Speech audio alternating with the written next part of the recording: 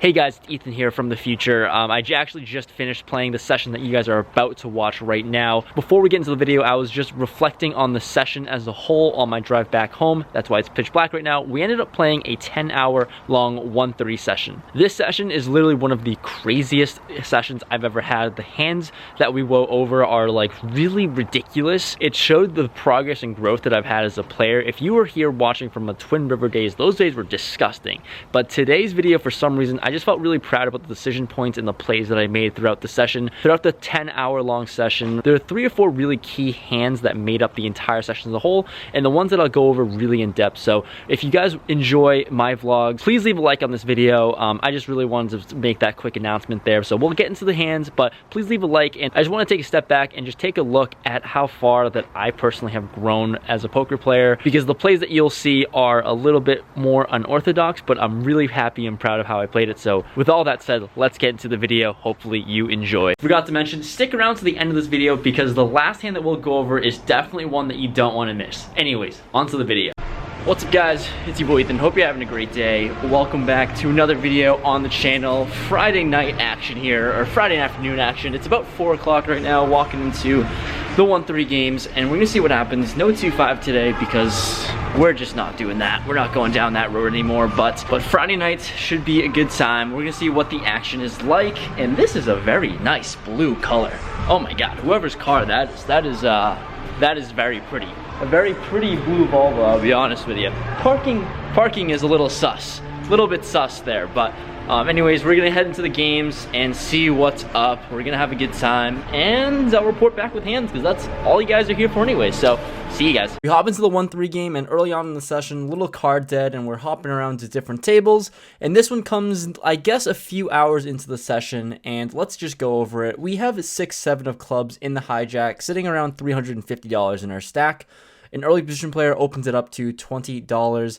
I've seen him be just a little frustrated, and this huge sizing isn't normal right now, especially opening from early position. I don't think he'd be doing this with a premium, really high pair holding, like aces, kings, or queens. It's really looking like a big ace, probably ace, king, or ace, queen, trying to blow up the pot out of position, I guess. So I just go ahead and make the call with 6-7 of clubs, my suited connectors, against a perceived holding around ace, king, and ace, queen. So I'm the only one that makes the call, and we're off to a flop in position. Flop comes 5-9 queen rainbows. So we flop a gutter ball and a backdoor flush draw, and he throws out a bet of $50. Betting pot here on a fairly dry board doesn't make a whole lot of sense, I don't think. I think ace queen just sizes down so much lower to get value, but here it looks like he's just trying to push me off the pot, and I could raise here, but I only have a gutter ball. I only have a gutter ball and some backdoor equity, so I just go ahead and make the call of $50, and I'll barrel if I ever improve.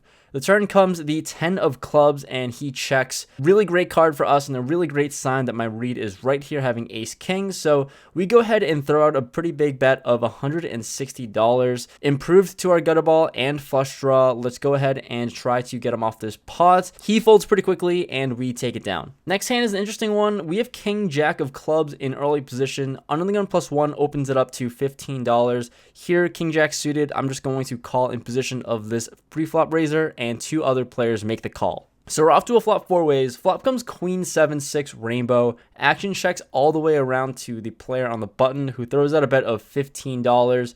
Folds to me, and here with king jack for $15 into a pot of 60. Can't really fold just yet with an over and a backdoor flush draw, so I go ahead and call $15, and we are heads up to a turn. Turn comes the deuce of clubs, so we improve to our flush draw. Once again, I am going to be checking. He bets $15, and this is just really strange, but really not trying to blow up this pot with king high and also out of position, so I go ahead, call, priced in for the $15, and we're off to a river. The river is a king of spades, so we improved the top pair actually, but I don't think we can get a whole lot of value from worse besides just a random queen jack, queen 10 hands. So I go ahead and throw out a tiny value bet of $35. He thinks about it and raises me up to $85. This doesn't make a whole lot of sense as to what he could be repping here, but this raise on the river just cannot be a bluff, and I don't think he's overplaying a pair of queens. So maybe king queen could be a very likely candidate that he could have, but at the end of the day, I don't really think I can beat a whole lot, so I fold to the extra $50 raise. This next hand is a pretty interesting and fun one. So we have an under the gun player who straddles. I'm on under the gun +1, and just mix it up. I've been pretty card dead, haven't been playing a whole lot, so let's go ahead and blind raise to $12. It's basically like a double straddle, but I just don't get the option, unfortunately, so really just screwing myself, but it's pretty fun and pretty good for the table, so I'm blind raising the $12. We get 2 callers of the $12 from early position and the small blind.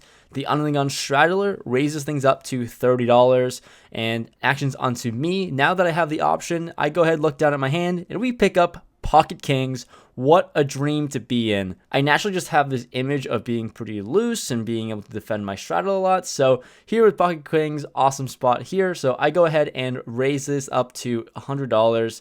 It folds all the way back to the under the gun player, and I'm praying he has something, and he does as he makes the call. So we're off to a flop heads up. Flop comes deuce, 3, 6, rainbow. Pretty great flop for us.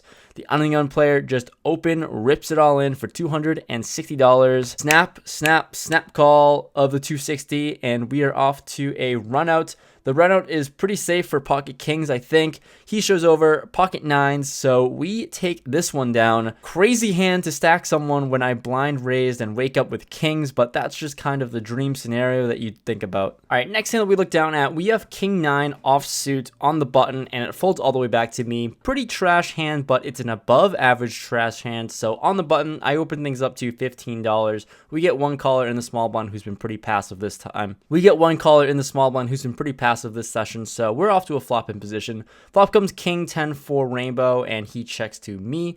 Here, flopping top pair. Let's go ahead and get some value. I throw out a tiny bet of $10, trying to get his entire range to make this call here. Top pair, not a great kicker. Let's widen up the amount of value hands that we can get from him. So $10, he makes the call, and we're off to a turn. Turn comes the 8 of clubs, bring in the club draw, and he checks to me once again. Probably could be sizing up a lot more given that the board is a little bit more connected and there's a backdoor flusher out there, but I chose another very tiny bet of $15. Once again, he makes the call and we're off to a river. The river comes the deuce of hearts, and for the 3rd time, he checks to us, assuming our pair of kings is good here a lot of the time.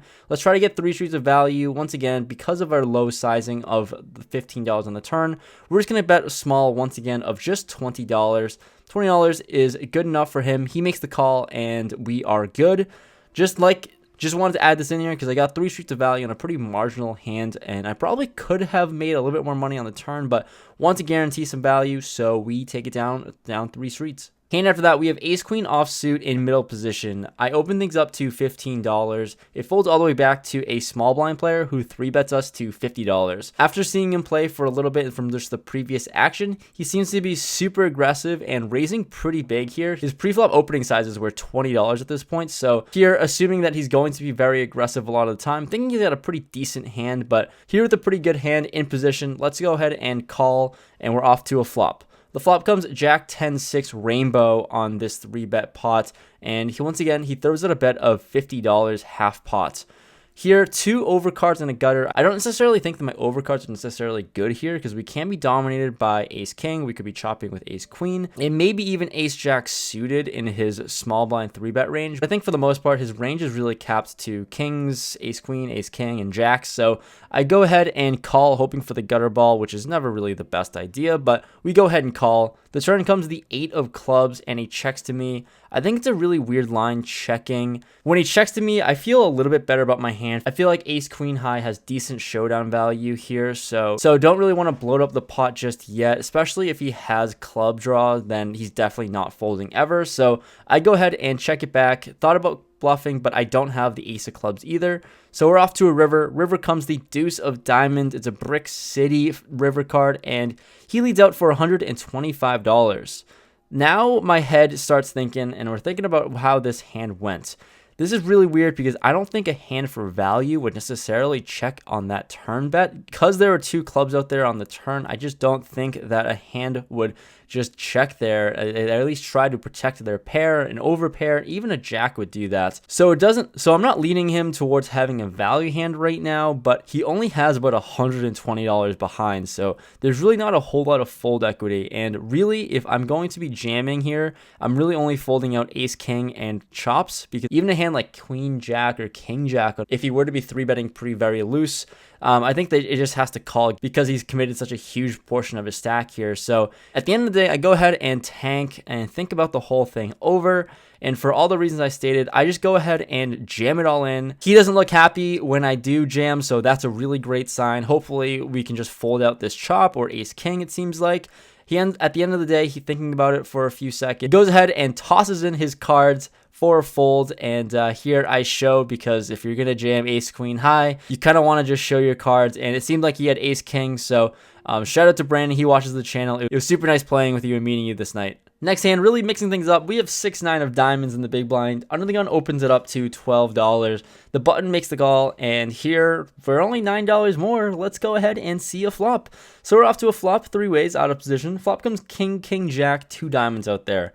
I check, and under the gun bets $20. The button makes the call, and with my 9 high flush draw, we're not going to fold just yet. We go ahead and float and try to improve. The turn comes the 8 of clubs. Here I check.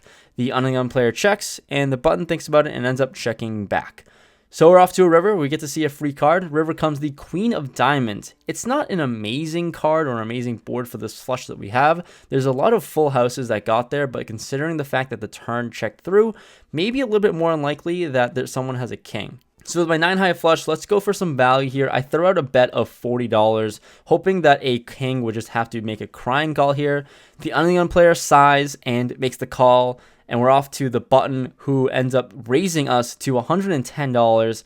She's a pretty solid reg here on this room, and I don't think that she'd really be doing this with a whole lot that we lose to. She's never overplaying kings here, especially when I bet and another player calls, so definitely got us beat like 9 times out of 10, I think. So at the end of the day, I go ahead and just fold. The under the gun player folds pretty quickly as well, saying that he had a baby flush, so she folded out 2 flushes. So I like my fold here. It's just unfortunate that she probably just boated up. The following hands that we will go over, we went ahead and table changed to another table that had a pretty big stack, or a few decent sized stacks. So let's go ahead and get into the next hand. We have ace king offsuit on the button with a little over $800 in our stack. I raised it up to $17 over an active limper. Player in the small blind who is covering the table has at least 2K in front of him. He goes ahead and 3-bets me to a whopping amount of $35. It folds all the way back to me, facing a min 3-bet from the small blind, and I'm sitting with a pretty premium hand. We're in position, so and we're really deep, so let's go ahead and put in the 4-bet. I throw out a 4-bet of $120, realistically thinking I should probably go a little bit bigger because, well, it's an ace-king offsuit. We're playing against a recreational player, but at the end of the day, 120 was the sizing I went with, and he makes the call. Off to a flop, which comes ace, 8, rainbow, and here, the small blind first to act tanks. He counts out $200 in chips and then checks. So weird, and I'm so confused as to what's going on. So here, gonna bet for value all the time. I was gonna bet anyways, but that line just doesn't make sense, or that action doesn't make sense. I bet $100. Then he tanks once again for a while and ends up raising to $250. I don't know what's going on here right now. My mind is just very confused as to what this action is. So I'm thinking about my options. I could definitely re-raise. I'm definitely not folding, obviously. I could re-raise to a very small amount of maybe like $400, min click it, or maybe just go up to a sizing of $550. But stack sizes right now are a little bit weird, so at the end of the day, I just thought about just flatting here, trying to keep his overplays in, because it seems like he could have a hand like jacks or queens, and, you know, I really want him to just commit his stack by himself. So I go ahead and just call the 250 total and evaluate a turn.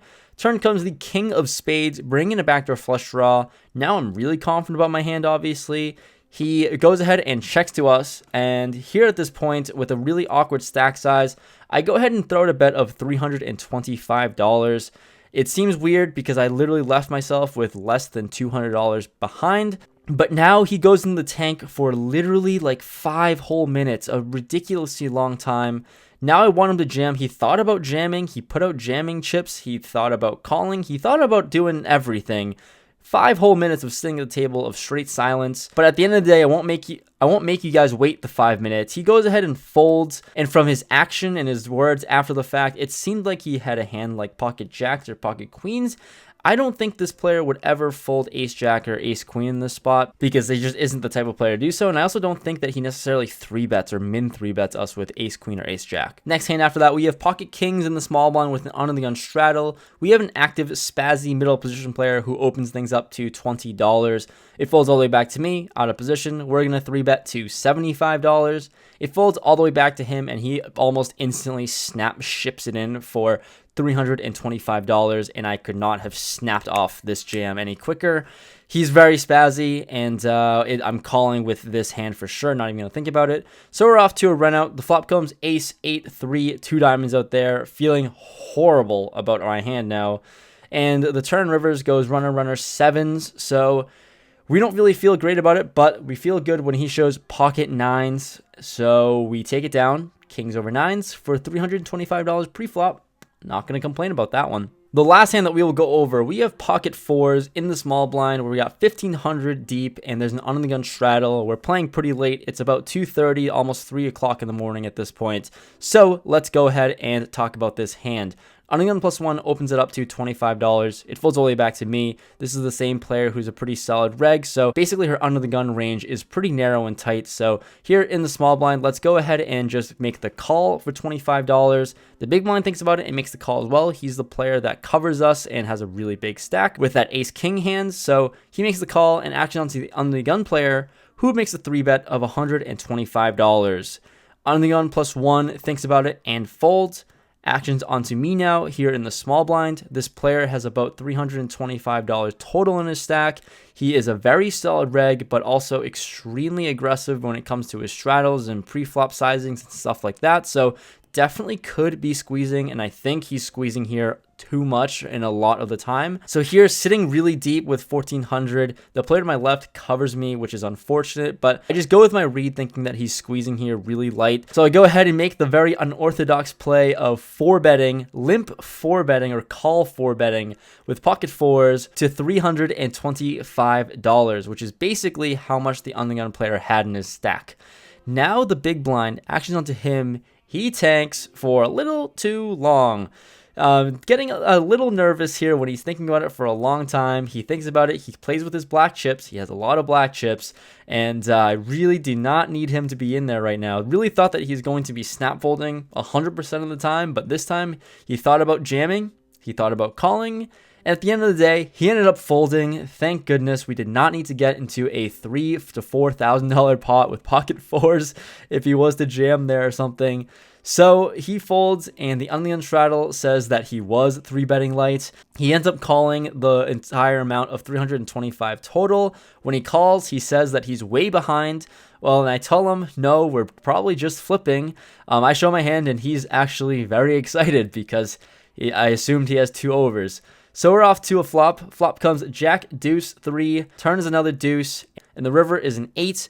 He shows jack 7 of hearts for a wild 4-bet pot pre-flop. He takes it down with jack 7 of hearts. It's late night. It is like 3 or 4 a.m. here at Encore, and the action was and is good. So I guess my final thoughts about that, I really liked my read. I liked my 4-bet. It's something I never would have ever done earlier on in my poker career, but here playing for a little bit and learning a decent amount just from playing and experience, I really like my 4-bet with 4s. It's definitely unorthodox and very exploitative, but against very specific opponents, it definitely could work, and I knew I was flipping at best if he called, and when I knew I was making that 4-bet, and if he was going to call, I knew I was flipping there regardless, so I can't be mad that he made the call, but I can't say that was a good call either if you're watching this channel, but shout out to you for winning that one. Guys, so it's 3 a.m. I don't even know where to start with this outro right now. This session was banana land, to say the least. So it's 3 a.m. We played for 10 whole hours of 1-3. And boy, that was wild. The last hand that we went over, the pocket 4s hand, that just happened maybe 10 minutes ago, give or take. And I'm not mad. I knew what I was getting myself involved with. I want to hear your thoughts about it, because he was 3-betting light, it was a straddle, he's defending and 3-betting his straddle all the time, and I know that ideally, like, I'd like to have a hand stronger than 4s to do the limp 4-bet, but I thought like that was a good spot for me to do it. It was crazy because the player that tanked the big stack, the big blind in that hand, he covered me. I was sitting about 1400 deep and he covered me, which is crazy. He ended up having ace queen suited and folded that. So that would have been ridiculous. And yeah, so I want to hear your thoughts about that pocket 4s hand, because that was absolutely crazy. But a lot happened today. We played for 10 hours and hopefully you enjoyed all of it. If you're watching this outro, please leave a like in the video. Really appreciate it. This was one of the more entertaining sessions I've had yet ever, I think. This was like a lot of action, a lot of hands, and hopefully you enjoyed it. I wish I could have recorded it. Obviously, Massachusetts Gaming Commission cannot let me record in this state, so yeah, you guys have to suffer with my face, but I can't even make these hands up because, like, I mean, like, just so much happened where I blind raised and looked down at pocket kings, and then I stacked the straddler. Like, there's so much happened today. So I guess we'll go over the results. I was waiting to be in my car to go over the results. I was in the game for $500, out of the game for $1140. So, I mean, profit of $600 in 10 hours, which is fine at 1-3. It could have been $1,200 if I held, or if those pocket 4s held, but I thought it was a good spot. I don't really know what else to say. It's late. I'm actually wired right now. So anyways, I'm gonna end this video here. Thank you guys so much for watching. Please leave a like if you enjoyed. I posted a bunch of updates from this session on my Instagram. So if you want to follow me there, you can search my Instagram right there, Rampage Poker on Instagram, and give me a follow. That would be greatly appreciated if you want to follow along any more crazy adventures. But with that said, Encore 1-3 late night. It is crazy. I'll see you guys next time. Peace.